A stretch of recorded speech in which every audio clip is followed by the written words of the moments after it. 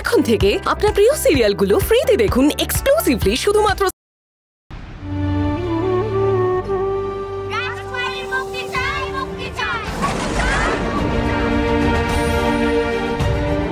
কিসের এত শব্দ?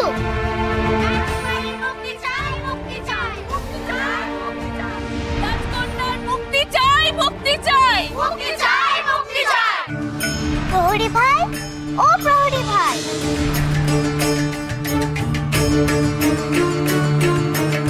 কি হয়েছে রাজকুমারী? বাইরে এত চিৎকার কিসের? আমিও তো কিছু বুঝতে পারছি না রাজকুমারী, তবে আওয়াজটা আসছে সিংহ দরজার আশপাশ থেকে। সচরাচর এত দূর থেকে কোনো আওয়াজ এখানে আসে না। বাবা মার কিছু হয়নি তো প্রহরী ভাই? দোহাই তোমার, একটিবার ওখানে যাও, খবর নিয়ে এসে আমাকে জানাও। কিন্তু রাজকুমারী, আপনাকে এখানে একা রেখে আমি চাই কি করি? আপনার যদি কোনো বিপদ হয় তখন? এই কারাগার ভয়ঙ্কর জায়গা, অন্ধকারে অজানা কত না বিষাক্ত কীট আছে। আমার কিছু হবে না বলছি তো, দয়া করে যাও। আমি রাজকুমারী, তোমাকে আদেশ দিচ্ছি, যাও তুমি। আমার মা বাবা খবর নিয়ে এসো। যথা আজ্ঞা রাজকুমারী।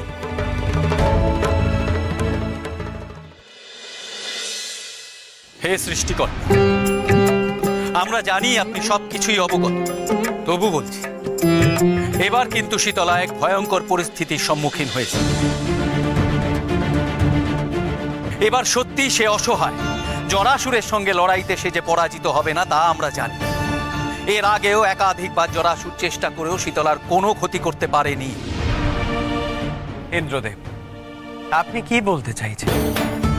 আপনি বলতে চান শীতলা তার পিতার বিরুদ্ধে লড়াই করতে দুর্বল? আপনি যথার্থই বলেছেন হেনা। পিতা ও পুত্রীর এই সংঘাত কি কাম্য? তাছাড়া পিতা পুষ্পদন্ত তো রাজা, তার হাতেই তো সব শক্তি, সব ক্ষমতা। শীতলা এই লড়াই কি করে জিতবে? এখানেই আপনি ভুল করছেন ইন্দ্রদেব। এ লড়াই শীতলার একার লড়াই নয়। শীতলা লড়ছে মর্তের শত সহস্র মেয়েদের শিক্ষার অধিকারের জন্য। তাই এই লড়াইতে আমি স্বয়ং শীতলার পাশে থাকব। এ তো অতি উত্তম কথা ব্রহ্মদেব, তবে আপনি শীতলাকে কিভাবে সাহায্য করবেন? বেদ আমারই সৃষ্ট, তাকে কুক্ষিগত করার অধিকার আমি কোনোদিন কখনো কোনো পুরুষকে দিই। বেদ জুড়ে রয়েছে প্রকৃতির জয়গান, আর তাকে পরমা প্রকৃতির অংশ থেকে দূর করে গন্ধর্বপুর যে অন্যায় করেছে তার শাস্তি তারা পাবে। নারীদের বেদ পাঠ, বিশেষ করে শিক্ষা থেকে বঞ্চিত করে চরম অন্যায় করেছে পুষ্পদন্ত এবং পণ্ডিতেরা। ওরা ভুলে যায় যে বিদ্যার দেবী সরস্বতী স্বয়ং একজন নারী। ব্রহ্মদেব, কি শাস্তি দেবেন গন্ধর্বপুরকে? গন্ধর্বপুর হবে বেদ শূন্য।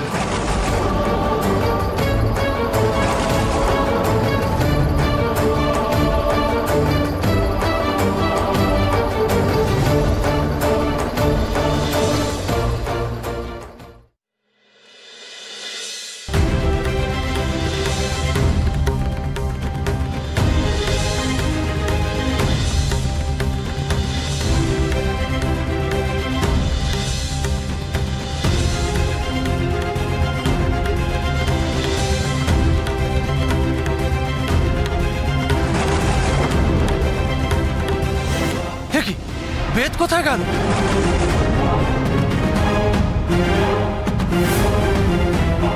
আর সব পুঁথি, উপনিষদ, দোয়াত, কলম সেসবই বা গেল কোথায়? এ কি অনাথ সৃষ্টিকাণ্ড! ইতিপূর্বে তো এরকম কখনো হয়নি। নিশ্চয়ই ব্রহ্মদেব রুষ্ট হয়েছে। এক্ষুনি এই সংবাদ রাজপ্রাসাদে পৌঁছে দিতে হবে।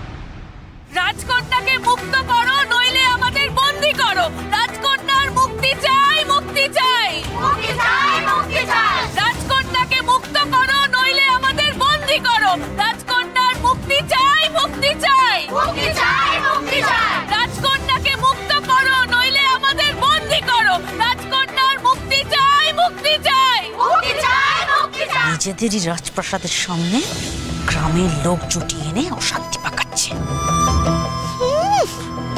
শীতলার মুক্তি চাই। আপনাকে বলেছি না, এরা না মরলে আমাদের জীবনে কোনোদিন শান্তি আসবে না।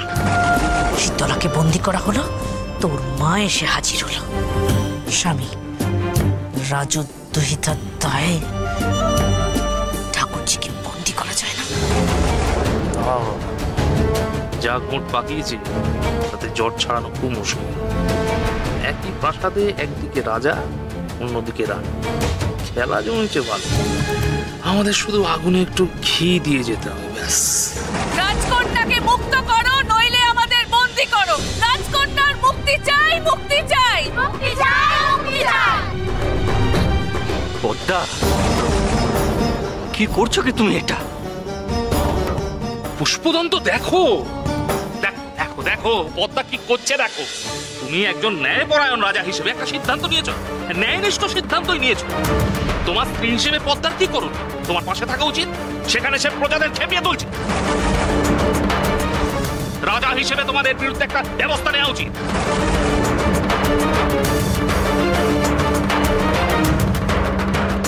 পদ্মা, তুমি নিজের মহলে যাও। না, আমি কোথাও যাব না।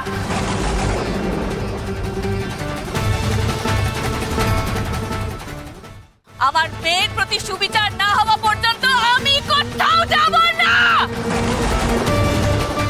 পদ্মা, আমি যে সিদ্ধান্ত নিয়েছি তা যথেষ্ট ভেবেচিন্তে নিয়েছি।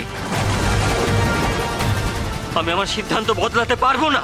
বেশ, তাহলে আমাকেও কারাগারে নিক্ষেপ করুন।